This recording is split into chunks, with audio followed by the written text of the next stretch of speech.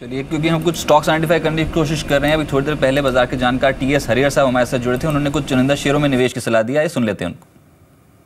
मैं मानता हूं कि कैपिटल गुड्स में शायद ग्रीन शूट्स ऑफ रिकवरी दिख सकता है, तो Larsen and Toubro could be a very key player in this particular quarter as far as accumulation is concern. जहां तक बाकी है, मैं मानता हूं स्पेसिफिक स्टॉक्स पे एक्यूमुलेशन हो सकता है। फॉर एग्जांपल मैं मानता हूं कि TCS with in the IT space, IT में थोड़ा प्रेशर रहेगा, पर टीसीएस में मानता हूं आउट परफॉर्म करेगा। और टीसीएस एक हैवी वेट है, 5 लाख करोड़ की मार्केट कैप है, तो टीसीएस मूव करेगा तो I think it will carry the market.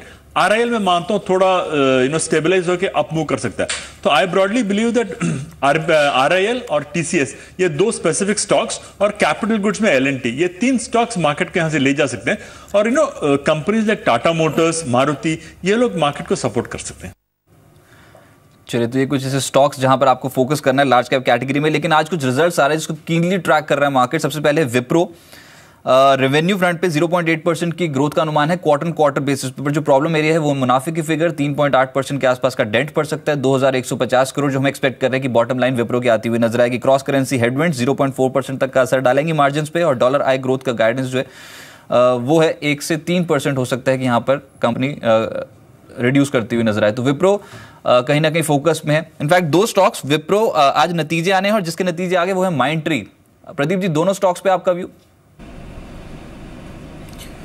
So overall IT index under performer रहा है पिछले महीनों में और कंटिन्यू कर रहा है। इनफैक्ट टीसीएस और इन्फी के रिजल्ट के बाद इसमें और वीकनेस इंडेक्स में दिखी जा रही है। विप्रो की पर्टिकुलरली बात करें तो ये भी एक ब्रॉड कंसोलिडेशन में फंसा हुआ है। मेरे हिसाब से 580 590 के रीजन में इसका बड़ा मंथली ट्रेंड लाइन रेजिस्टेंस है, और नीचे अगर देखें तो 544 के आसपास इसका इमीडिएट सपोर्ट है। रिजल्ट के बाद देखना होगा, अगर ये 544 के नीचे ट्रेड करता है तो 508 तक इसकी डाउनसाइड खुल सकती है। साथ ही अगर माइंडट्री की बात करें तो इसमें क्लियरली ये रिजल्ट के बाद इसने प्रीवियस जो सपोर्ट्स 620 के आसपास प्लेस थे उसको तोड़ा है।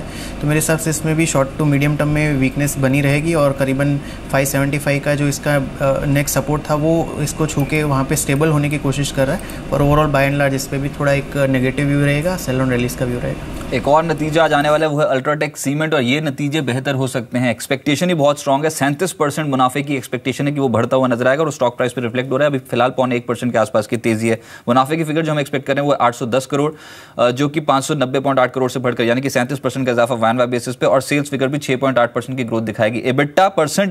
एबिटा मार्जिन यानी कि 18.9% से बढ़कर सीधा पहुंचेंगे 22.9%, और वो इसलिए कि खर्चों में कंपनी लगातार कटौती कर रही है, ब्याज लागत में कंपनी कटौती कर रही है, जो मुनाफे पे कहीं ना कहीं असर डालेगा। तो एक बेटर सेट ऑफ रिजल्ट्स जो हैं वो कंपनी पोस्ट कर सकती है।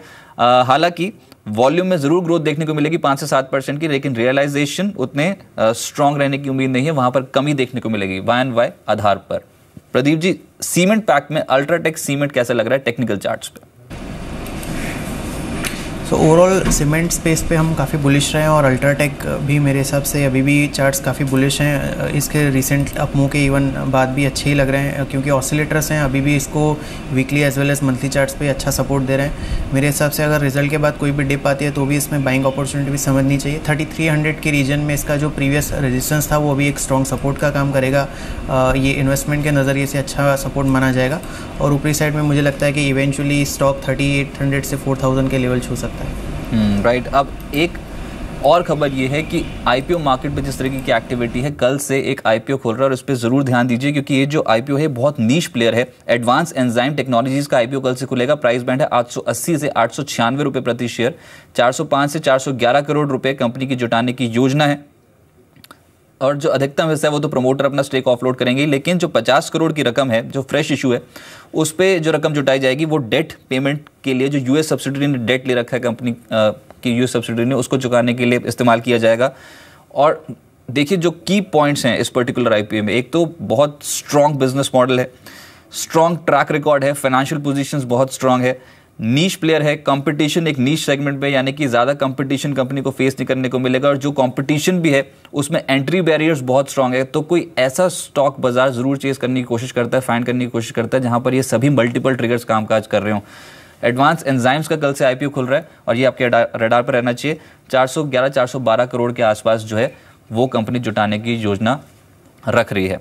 प्रदीप जी, आपकी राय, 2 स्टॉक्स बताएं सर जो बाजार पे अभी आपको लगता है कि यहां से आउट परफॉर्म कर जाएंगे, इन स्तरों पे भी अगर खरीदा जाए तो टेक्निकल पर्सपेक्टिव से।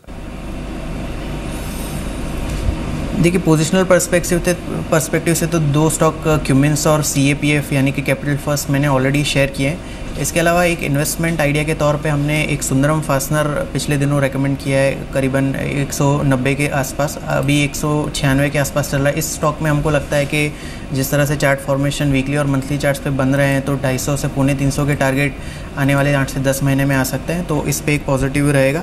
साथ ही अगर शॉर्ट टर्म के नज़रिए से एक अशोका बिल्डकॉन देखें तो उसमें आर्ली चार्ट्स पे एक अच्छा ब्रेकआउट दिख रहा है।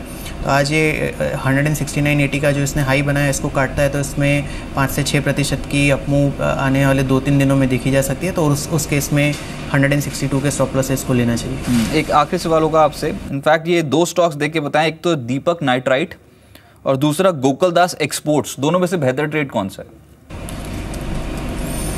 तो इंसिडेंटली दीपक नाइट्राइट हमारा एक इन्वेस्टमेंट आइडिया यानी कि टेक्नोफंडा पिक रहा है। इसको हमने 91 के लेवल पे 120 के टारगेट से रेकमेंड किया है। मिडवे पहुंच गया है पर डेफिनेटली एक पॉजिटिव चार्ट लग रहा है और यहाँ पे एक बाय की एडवाइस रहेगी। साथ ही गोकुलदास एक्सपोर्ट की अगर बात करें तो ये अपने कुछ 2 महीनों के डाउन ट्रेंड के बाद रिकवर होने की कोशिश ज़रूर से कर रहा है। ऊपरी साइड में इसका 34 DM है, वो 112-113 के आसपास इसको रेजिस्टेंस देगा। आर्ली चार्ट्स में भी मेरे हिसाब से 108-109 में पहला रेजिस्टेंस आएगा, तो फॉर द टाइमिंग इसमें एक वेट एंड वॉच की एडवाइस रहेगी। 108-109 के ऊपर 113-115 के टारगेट से लिया जा सकता है। चलिए प्रदीप जी, बहुत शुक्रिया आपका मेरे साथ जुड़ने के लिए, बाजार पे अप्रोच बताने के लिए, कुछ ट्रेडिंग आइडिया शेयर करने के लिए।